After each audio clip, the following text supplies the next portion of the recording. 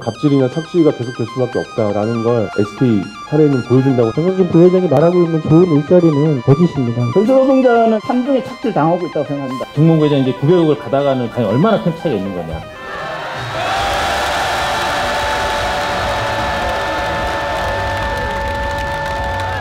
수십 명의 중간 착취자들이 있고 이 사람들이 정말 상상 이상의 이런 갑질이나 착취의 방법들을 매일매일 그렇게 고민을 하고 열심히 살고 있습니다. 사회보험료 회사 부담금이 있는데 노동자한테 전가합니다. 이거 사실 이 근로기준법 위반이기도 하고 우리는 지금 상상조차 하지 못하는데 이런 일들이 비일비재하게 일어나고 있습니다. 좀 근본적인 이유야 뭐 다 예상을 하시다시피 다 외주화 때문인데요. LG가 뭐 70여 개 홈서비스 센터가 있지만 그 운영을 전부 하청업체에 맡기고 있기 때문입니다. 사실 그렇기 때문에 우리 이 노조를 만들었습니다. 그리고 뭐 해법은 하나라고 생각했죠. 직접 고용하라 이렇게 요구를 했습니다. 그래서 뭐 2014년, 15년 6개월 넘게 파업하고 고공농성하고 진짜 뭐 노숙농성하고 한겨울에 길바닥에서 그렇게 버텼습니다. 그런데도 LG U+ 계속 이렇게 이야기하더라고요. 협력업체 노사가 풀어야 될 문제다. 그리고 직접 고용 계속 하라고 하니까 협력업체와 상생이 중요하다. 이렇게 이게 대기업의 또 사회적 책임 아니냐 이런 식으로 계속 피하더라고요. 노무관리를 대행하는 우리 한국경영자 총협회 내세우면서 그렇게 교섭은 경총시키고 좀 책임을 하청업체에 떠넘기고 이런 식으로 계속 사용자 책임을 회피해 왔습니다. 그런데 우리 LG가 좀 달라지기 시작했습니다. 갑자기 노조에 돈을 더 주겠다 이렇게 제안을 하더라고요.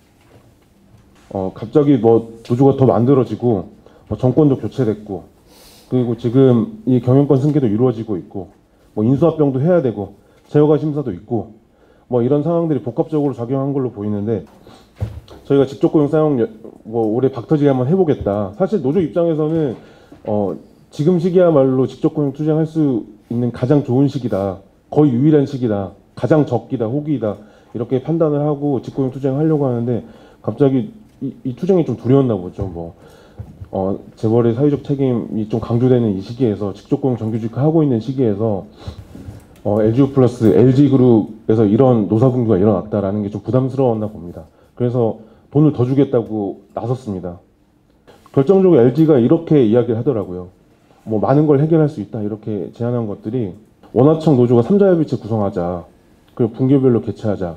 그러면 노조가 원청 앞에 있는 원청과 같이 하는 자리에서 하청업체들이 갑질하는 걸 꼰질러라. 그러면 뭐 이 갑질이든 착취든 좀 줄어들지 않겠냐.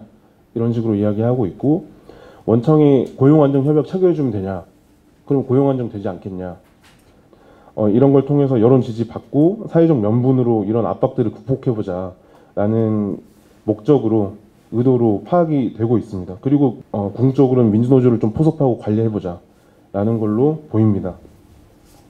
근데 아시다시피 이런 원청 제시한 이런 개선안 같은 경우에 상황 바뀌면 언제든 휴지 조각이 될 수밖에 없다. 그리고 원청이 제시한 것 중에 법정의 사용자와 법적인 노동자 이 근로계약을 맺고 있는 이 근로계약서와 단체협약에 명시할 수 있는 것들은 단 하나도 없다. 너희들은 사실 이 개인사업자에 굉장히 가까운 마인드를 갖고 있는 노동자이니 돈 더 주면 아마 받을 거다. 이렇게 생각하고 이런 개선안 던졌는데 조합원 투표 붙여봤는데 한 95%가 반대하더라고요. 그래서 이 앞이 보이지 않더라도 직고용 투쟁해서 권리를 쌓아야 된다. 우리 권리를 찾아야 된다라는 결과를 보여줬는데 어떻게 보면 이제 원청의 예상이 좀 보기 좋게 어긋났다. 이렇게 볼 수 있는 거고 지금 사실 가장 큰 갑질을 하고 있고 가장 큰 착취를 하고 있고 이걸 가장 크게 가장 극적으로 좀 무마하려는 LG U+에 맞서서 노동자합이 싸움을 앞두고 있다 이런 말씀을 좀 드리고 싶습니다. LG U+ 이런데 우리 경쟁사 SK가 있습니다. 문재인 정부의 첫 민간 부분 정규직화 모델로 굉장히 알려져 있습니다. 뭐 극찬 받기도 했고 뭐 최태원의 오너 리스크가 있어서 이걸 뭐 했다라는 그런 분석도 있고 하지만 사실 고용 형태가 간접 고용에서 직접 고용으로 바뀌는 것들은 고용 안정 그리고 노조할 권리 측면에서 굉장히 뭐 큰 진전, 중요한 진전이라고 할 수 있습니다. 그런데 자회사 전환 이후에도 굉장히 잡음이 많습니다. 왜 그러냐면 뭐 단적인 걸로는 계속 외주 하청업체로 남아 있습니다. SK는 이렇게 주장합니다. 이 업체들이 지금 버티고 있다. 센터를 반납하지 않고 있다. 우리도 어쩔 수 없다. 이게 뭐 불공정행위다, 갑질이다 라고 하는데, 그렇게 주장을 하고 있는데, 어떻게 보면 하청의 반발을 이유로 우리 조합원 일부를 좀 계속 볼모로 잡고 있다. 인질로 잡았고, 그것 때문에 노조 전체적인 요구가 계속 후퇴할 수밖에 없다. 이런 상황을 SK가 만들었다라고도 볼 수 있습니다. 그리고 노조가 자회사 전환에 어느 정도 합의를 하고 조합원들이 찬성을 했던 이유는 아마 이것 때문입니다. 임금체계 TF를 만들어서 지금의 특수고용 임금체계를 바꾸겠다라는 합의를 했었습니다. SK브로드민드 사측 같은 경우에 실적급 중심 이런 임금체계를 계속 고수한다. 라는 입장을 임금체계 TF를 통해 계속 밝혔습니다. 그래서 이 TF가 성과 없이 좀 중단이 된 상황입니다. 그리고 지금 자회사 전환 1년이 됐는데요. 지금도 SK 똑같은 입장입니다. 뭐 이를테면 뭐 성과급 같은 경우에 일방적으로 지급을 하고 있고, 올해 임금교섭에서도 똑같은 입장을 제시를 했습니다. 노조는 실적급제 폐기하고 266만 원 월급제 하자. 보통 조합원들이 그 정도 수준 벌어가는데 그걸 고정급으로 월급제로 하자. 포인트제를 없애자. 라고 이야기했습니다. 어떻게 보면 회사 입장에서도 큰 부담이 없는 월급제 전환일 수도 있습니다.